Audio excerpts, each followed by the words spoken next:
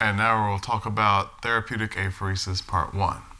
So it's not all cat pictures. Sometimes we'll throw in some dog pictures. And this is actually my dog, Miss Piggy. Our dog Piggy is indeed the queen. And usually every birthday party that we have with Piggy, we'll do two things. Number one, we'll go to the McDonald's drive-thru and get her, not a lot, just maybe a few French fries, maybe a few pieces of chicken nugget. We don't overdo it. And we'll also take a picture every year with usually some ridiculous crown or hat and the number, a wax candle of the number of her age. So to record the queen through her years. So say hello to Piggy. She pops up a lot in these talks, so forgive me, indulge me. So the outline for Therapeutic Apheresis 1, we'll talk about the principles of therapeutic apheresis. How does it work? Why is this good for the patient? Considerations, how do we prepare the patient? Complications, what are the common side effects of doing therapeutic apheresis? And then some illustrative diseases. We'll spend a little bit of time on TTP, thrombocytopenic purpura, Waldenstrom's, Myasthenia gravis, and Guillain-Barre syndrome, or GBS. But you got to know TTP forwards and backwards because the first-line therapy is plasmapheresis. Okay. So starting with how does apheresis work, right? It works by separating your blood components by density or specific gravity. So at the bottom of a tube that you put into a centrifuge, you'll have the most dense red cells along with the white blood cells, then the platelets right on top of that, and then finally the less dense acellular plasma.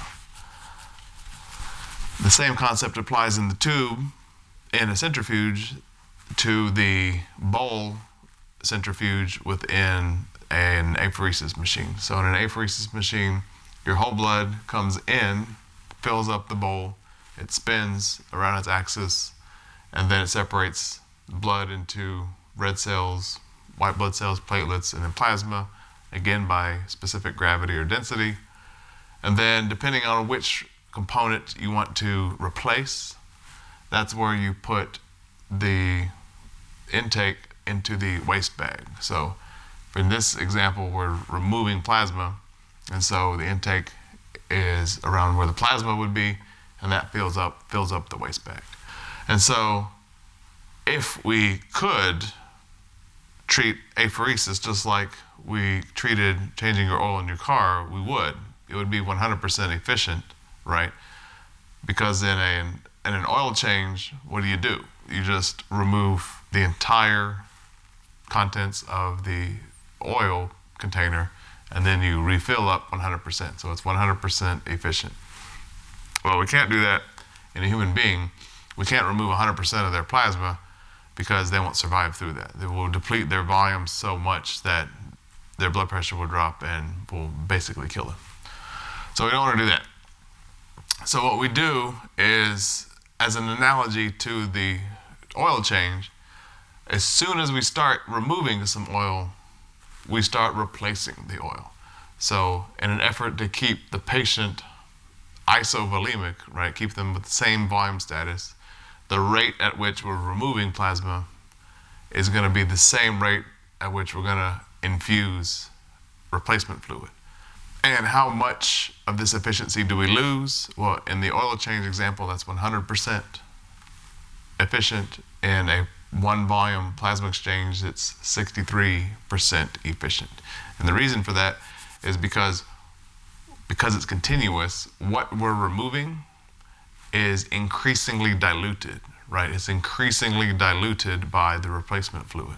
For the math nerds, this curve, instead of being a straight line, is a curved line, and it has the formula roughly y equals e to the negative kx, right?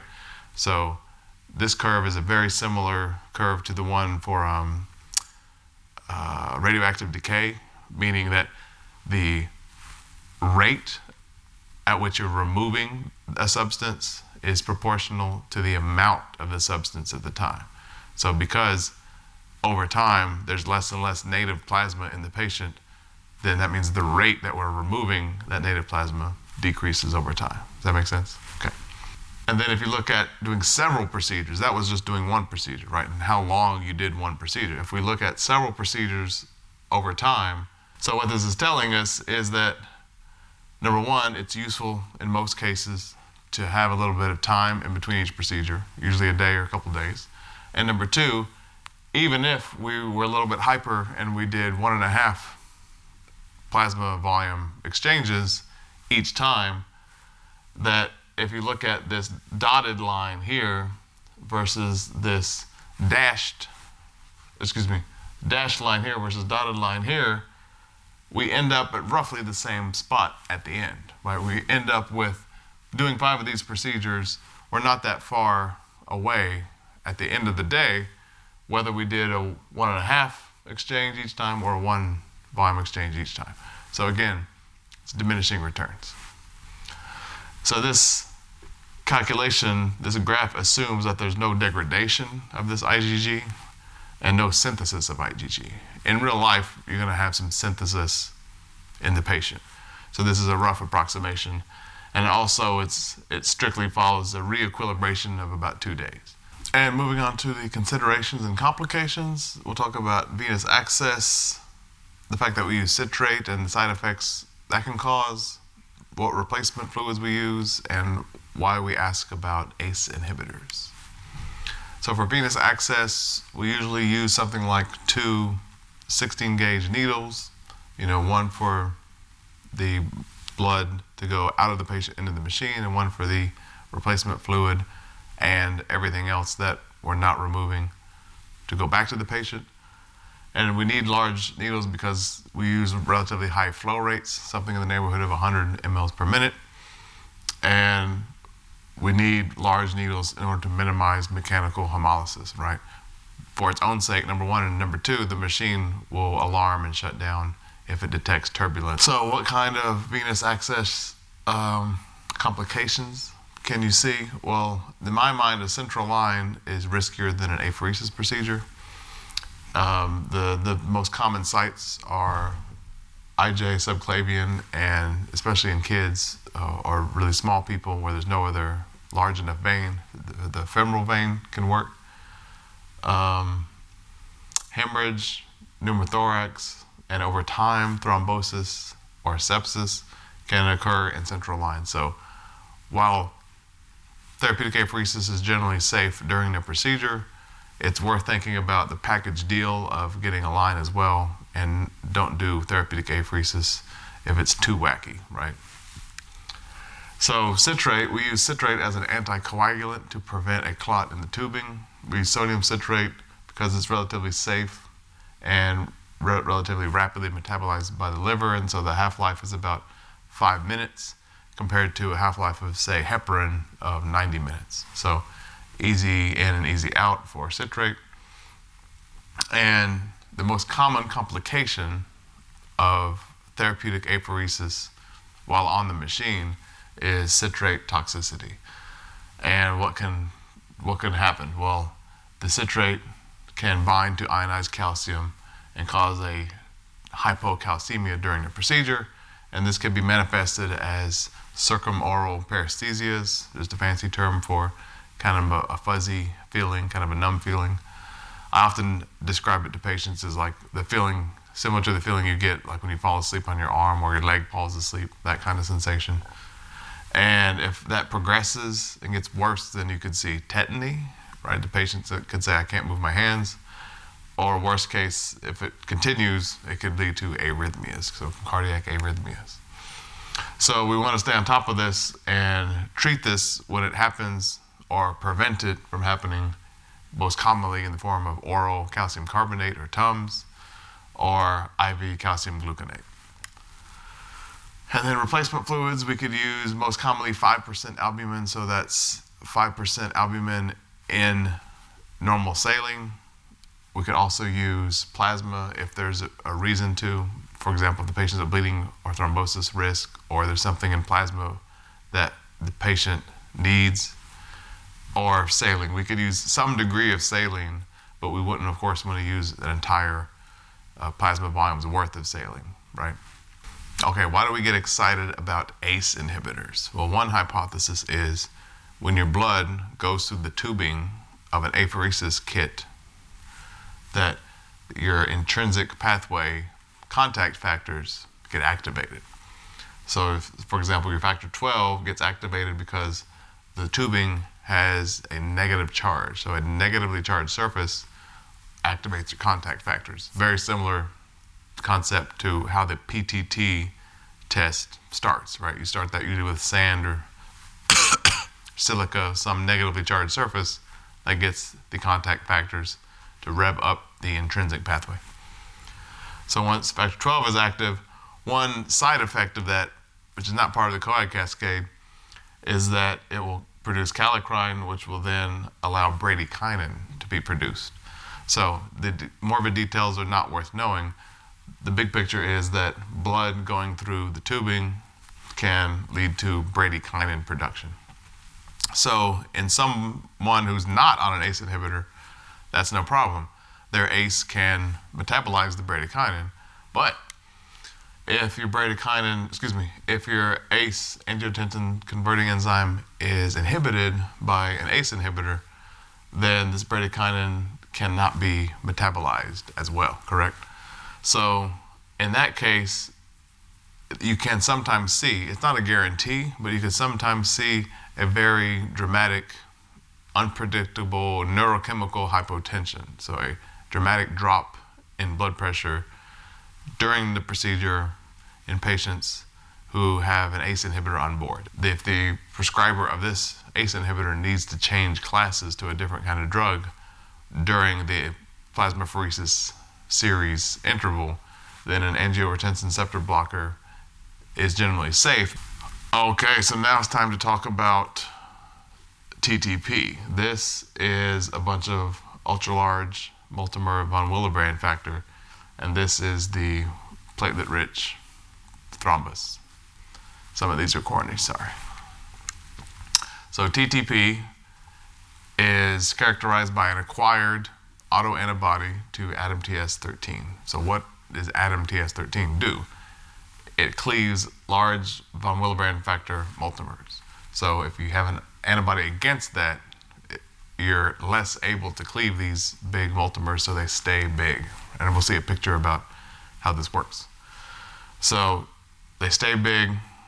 You have platelet thrombi because platelets, kind of like a tennis ball to Velcro, stick to the VWF multimers. And then your platelets get stuck in these thrombi, and thus you have both platelet thrombi, too many platelets where you don't need them, and thrombocytopenia, not enough platelets where you do need them.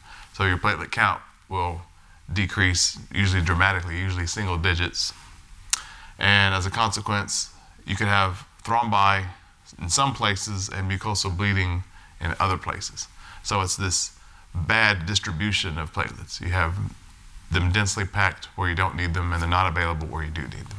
Red cells get busted up as they're trying to go through these small vessels that are obstructed by these thrombi, and they can get squeezed and destroyed as they try to pass through. So if you remember nothing else about TTP, I would remember this wonderful figure. So here you see what I think of as little scissors, right? ADAMTS is like little scissors, and they trim the von Wille so that, sure, you're making this to some degree in case you need it to make a clot, but it's kind of a negative regulatory system so that it doesn't get out of hand. But if you have an antibody, an autoantibody against the ADAMTS13, you're less able to do this. So as a consequence, you don't have these functional scissors, and you can't trim the von Wille, and guess what? The clot gets out of hand. Platelets adhere when they don't need to, and then your red cells, because the heart keeps pumping, your red cells try to squeeze through here to get through, and in many cases, they can't make it, and they get mechanically lysed. This is very rare, thankfully. It's a disease that roughly mirrors the epidemiology of lupus, so disease of middle age. Don't be offended by the term middle age, not pediatric, not elderly, don't worry. overrepresented in females, overrepresented further in black females. And the mortality is very high if left untreated. So when should you think about TTP? Well, consider it if you see very, very low platelets, usually in the single digits, and a microangiopathic hemolytic anemia, and no other explanation for this. So it's worth mentioning the plasmic score. This has been very helpful. They use platelets less than 30 as 1 point, some evidence of hemolysis, usually undetectable haptoglobin, most commonly as 1 point, no active cancer in the previous year as 1 point. Now we're starting to get at ruling out other causes of a thrombotic microangiopathy, right? You could have many etiologies of a thrombotic microangiopathy, the same final common pathway. TTP is just one of those, right? So many of these other etiologies will not benefit from plasma exchange and do need their own particular therapies, so they need to be sorted out. No history of solid organ or stem cell transplant. That's getting at calcineurin inhibitors as a cause, like tacrolimus and sirolimus. An MCV less than 90, an INR less than 1.5, and a creatinine of less than 2. The utility of these 1, 2, 3, 4, 5, 6, 7 points is that if you have all 7 points, then about 96% of such patients end up having TTP. TTP as defined as a severe deficiency of ADAMTS13, so less than 10% activity when you do the ADAMTS13 lab test. And then at the low end, if it's 0 to 4 points, only about 4% of those patients end up having undetectable ADAMTS13, end up having TTP. And then in the intermediate, 5 to 6 points, then it's about 50, 60%. So if you suspect TTP, say you have a high or medium high plasmic score, you should do plasma exchange, meaning we're using plasma as the replacement fluid, and you should do this urgently, right? Not tomorrow, not whenever you feel like it, but as soon as possible. And so we're doing plasmapheresis, which removes the offending antibody, and we're using plasma as the replacement fluid because that replenishes the ADAMTS13, right? We do this daily until the platelets normalize. That's the priority, get the platelets back to normal. It varies widely how many procedures you need to do. Somewhere in the 7 to 10 is common. It could be fewer, it could be a lot more. About a third of the patients may have a recurrence, so months and sometimes years have passed between one episode and another. And of course, platelet transfusion is contraindicated. Okay, and now we're talking about when your intertubes are clogged with lolcats.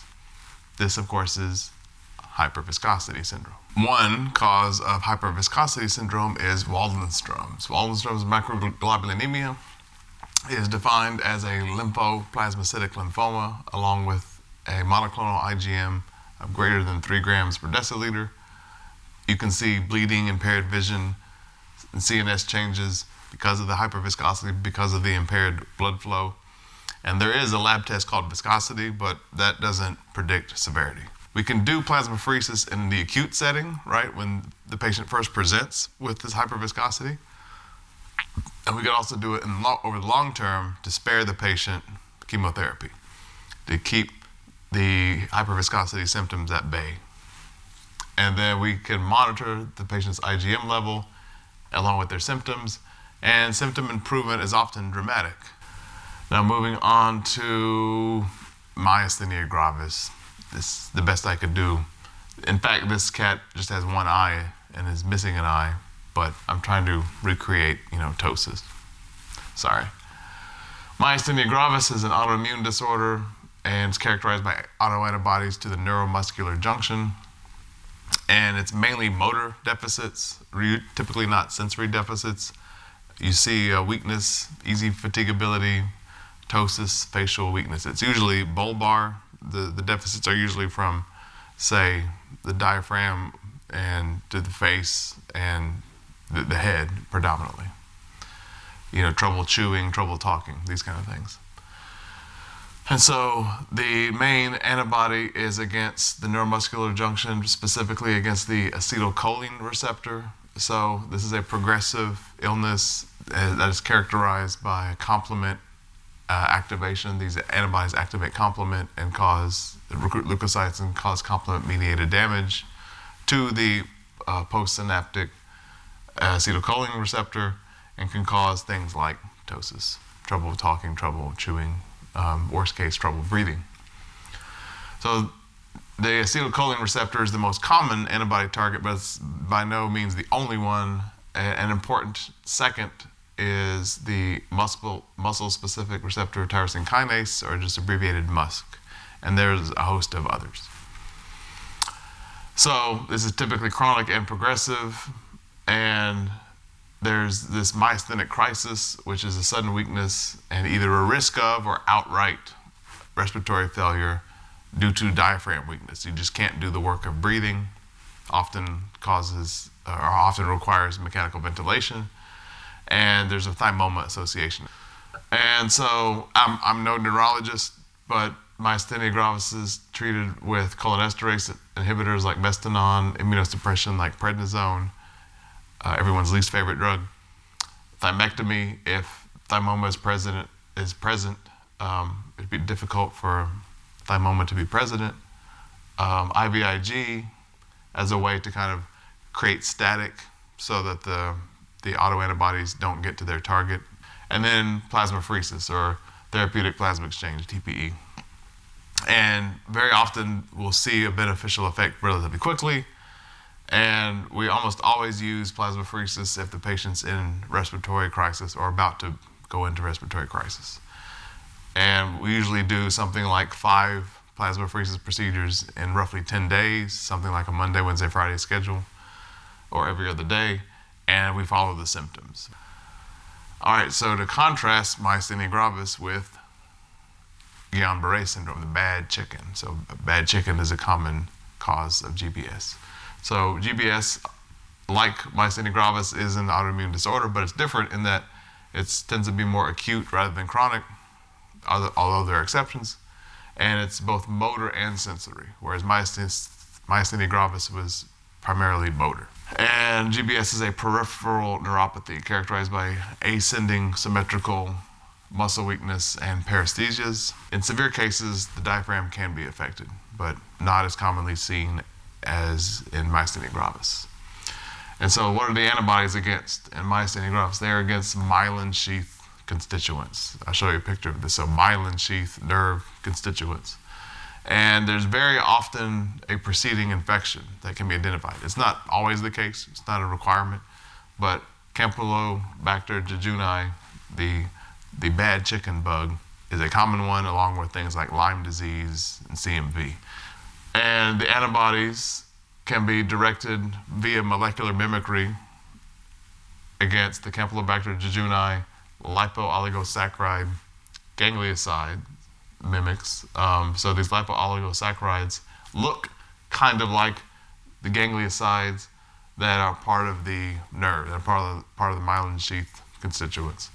So these antibodies can, via antigenic molecular mimicry, attack the gangliosides, and then that will be recognized by the macrophage, and then the macrophage will sit down on that antibody-antigen complex and start damaging the nerves. So GBS, most patients with GBS, they're not treated with plasmapheresis, right? Only in severe cases will neurologists try IVIG and/or plasmapheresis. And it's worth mentioning to the patient when you're obtaining consent that we are going to do plasmapheresis and initiate it early, but we're going to see the effects late. The reason for that the patient may not even improve during the entire series of plasmapheresis is on the previous slide, that we can't undo that, right? When these macrophages are damaging the nerves, we can't get in there with a chisel and remove those macrophages. We would if we could. But what we can do is remove antibodies from the blood that will then not be available to attack the nerves, so we could prevent further damage, right? So it's not like we're going to be reversing what's currently happening, but we're going to be preventing additional damage. So it's worth doing plasmapheresis compared to not doing it. is one way to put it. But I bring this up to patients so they can temper their expectations. You don't want to mislead them, right? You don't want to say that unlike myasthenia gravis, unlike most diseases that we talk about, the patient will get better during that 5 procedure series. It's probably not going to be the case with the GBS. Exceptions exist. And these patients are notorious for running into some autonomic dysfunction. So during the procedure, during plasmapheresis, you could sometimes get very unpredictable hypotension. So their blood pressure could drop suddenly because they're not as able to regulate their blood pressure due to autonomic nerve dysfunction. And that's Piggy just pondering something. So that's the end of Therapeutic Apheresis 1. So do the quiz questions to make sure you paid attention and learned something.